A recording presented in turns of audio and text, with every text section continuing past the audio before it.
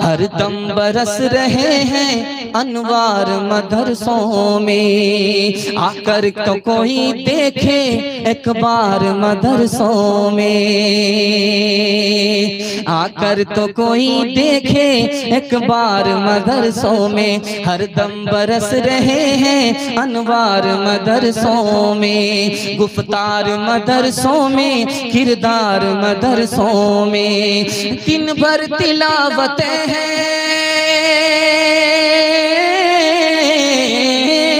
दिन भर तिलावतें हैं, शब भर इबादतें हैं। होता नहीं कोई दिन इतवार मदरसों में, होता नहीं कोई दिन इतवार मदरसों में। 1824 के अंदर पंजाब के अंदर मुसलमानों को मारा गया।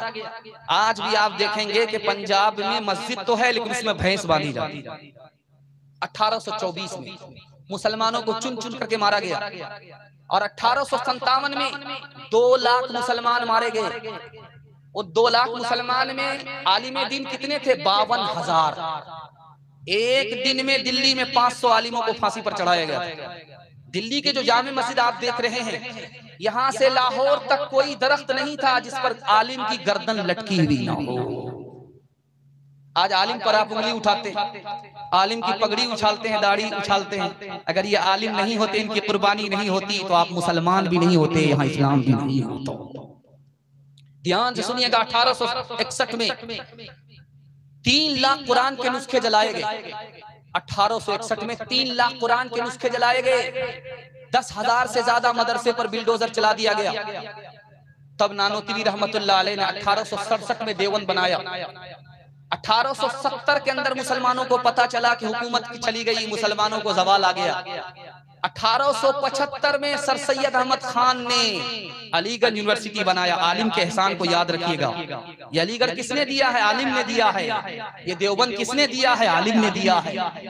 उसके बाद 1895 में नदवा बना। हम लोग मसलम के नाम पर झगड़ा नहीं करेंगे, सिर्फ अंग्रेजी ही तालीम हासिल नहीं करेंगे बल्कि दीनी तालीम भी हासिल करेंगे। सिर्फ दीनी ही तालीम हासिल नहीं करेंगे, अंग्रेजी भी तालीम हासिल करेंगे, दोनों तालीम हासिल करेंगे। इस मकसद के लिए नदवा बना था 1895 में। और आपको सुनकर के हैरत होगी, जब मुसलमानों ने इस मुल्क से अंग्रेज को भगा दिया तो मुसलमानों ने इस मुल्क में मुसलमानों की जान माल इज्जत आबरू के लिए कितनी बड़ी कुर्बानी दी, सुनकर के हैरत होगी। 1935 के अंदर एक एक्ट बनाया, उसका नाम था 323 एक्ट, कि मुसलमान जब अदालत में जाएगा तो मजहब के खिलाफ फैसला नहीं होगा, मजहब के मुताबिक फैसला होगा। 1937 के अंदर दफा 2 में लिखा हुआ था, मुसलमान ने इस मुल्क में कुर्बानी दिया है, इसलिए मुसलमान आजादी के साथ अपनी मस्जिद बना करके इस मुल्क में रहेगा, आजादी के साथ नमाज पढ़ेगा, इसलिए कि मुसलमानों ने कुर्सी के लिए कुर्बानी नहीं दी थी, अपने मजहब की हिफाजत के लिए कुर्बानी दी है। इंशाअल्लाह कुर्बानी के मौके से आलिम को भूलेंगे, जिलेबी याद रखेंगे, हाथ उठाइए इंशाअल्लाह। जंग आजादी में झंडा याद रहेगा, आलिम याद नहीं रहेंगे, हाथ उठाइए। खैर माशाअल्लाह बहुत सारे लोग हाथ उठा करके सर पर रखे हुए हैं। खैर उन्होंने बेखबरी में उठाया है, अल्लाह जज़ाए खैर दे। इस मजमे को मुकम्मल बेदार है, दुआ करता हूँ अल्लाह आपको कबूल फरमाए। एक आलिम का 4 एहसान है, एहसान नहीं भूलेंगे इंशाअल्लाह। पूरे खानदान को अल्लाह आलिम से भर देगा इंशाअल्लाह। आलिम की नकदरी नहीं करेंगे, हाथ उठाइए इंशाअल्लाह। 4 एहसान है आलिम का।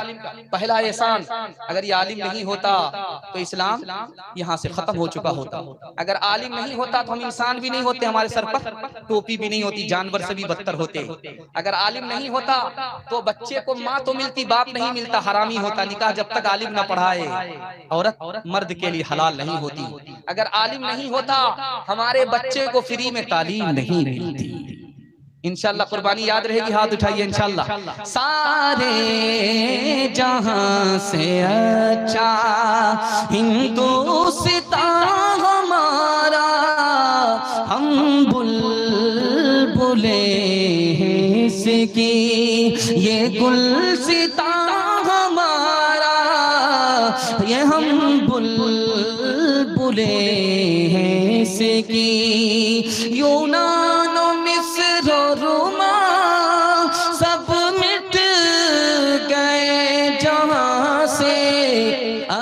तक मगर है बाकी नामो निशान हमारा, सारे जहां से अच्छा। कुछ बात है कि हंसती मिटती नहीं हमारी, सदियों रहा है दुश्मन दौरे ज़मां हमारा, सारे जहां से अच्छा। मजहब नहीं सिखाता आपस में बैर रखना, हिंदी है हम वतन है हिंदुस्तान हमारा, सारे जहां से अच्छा। बस जलसा आपका निकल गया। 10 से 15 मिनट का जलसा रुका हुआ है। साथ देंगे तो इंशाल्लाह जारी रखा जाएगा। हाथ उठाइए इंशाल्लाह। साथ कम देंगे, साथ ज्यादा नहीं देंगे, हाथ उठाइए इंशाल्लाह। खैर, यहाँ 2-4 आदमी फंसे। फिर मैं तो जब तक जलसा मुकम्मल नहीं होगा हम आपके पीछे पड़े रहे। देखें कि कम आप सरपट सही हाथ उठाते हैं। जरा ध्यान से सुनिएगा, बच्चों के हवाले से सुनाने के लिए जाएंगे। ध्यान से सुनिएगा। एक बात नुक्ते की याद रखिएगा जो मैं आपको कहने के लिए जा रहा हूं। अपने छोटे बच्चे को नसीहत कीजिएगा, जो कुछ जानकारी है आप नसीहत कीजिए। ये नसीहत बच्चे को जिंदगी भर याद रहती है। इस वक्त की नसीहत याद रहती है, जवानी में करेंगे भूल जाएगा, क्योंकि वो अलग नशे में है, फेसबुक के नशे में है, व्हाट्सएप के नशे में है। और बच्चा है, उसका सफेद कागज है, जो कुछ लिखेंगे वो लिखा चला जाएगा। बच्चे को नसीहत कीजिए। एक बाप ने अपने बेटे को नसीहत की, जरा गौर से सुनिएगा। बाप ने बेटे को नसीहत की, बेटा को भेजा जाओ मकतब में, मधेली की मस्जिद है, मदरसा है, पढ़ करके आओ। कहा बावजूद उस मदरसे में नहीं जाएंगे, वो उस्ताद ठीक नहीं। कहा कहाँ जाना चाहते हो? कहा कि वहां मुड़बल्ला जाएंगे। बाप ने वहां भेज दिया। अगले दिन आ गया, नहीं वो उस्ताद ठीक नहीं है, पढ़ाई वढ़ाई नहीं होती है। कहा कहाँ जाना चाहते हो? तो कहा कि ये उदा किशनगंज भेज दीजिए। बाप ने भेज दिया। बेटा कहता वहां भी पढ़ाई ठीक ठाक नहीं है। तो बाप ने नसीहत किया कि बेटा दूसरे का कीड़ा निकालोगे कुछ नहीं मिलेगा, गुमराह अलग होगे, इल्म से महरूम अलग होगे। दूसरी बात को याद रखिए, मैं आपको सुनाने के लिए जा रहा हूं। जब माँ बच्चे को मारे आपको टोकना नहीं है, मारने दीजिए। इस बच्चे से बच्चा मर नहीं, मार से बच्चा मर नहीं जाएगा, लेकिन इस मार की वजह से बच्चा जहन्नम की आग से महफूज हो जाए। बच्चे को मारने दीजिए, जब उसका गुस्सा ठंडा हो जाए तब प्राइवेट में समझाइए, लेकिन मारने के वक्त में टोकिए मत। बच्चे की तरफदारी होगी, वो बच्चा बहादुर हो जाएगा, वो माँ को वैल्यू नहीं देगा, आपको भी वैल्यू नहीं देगा।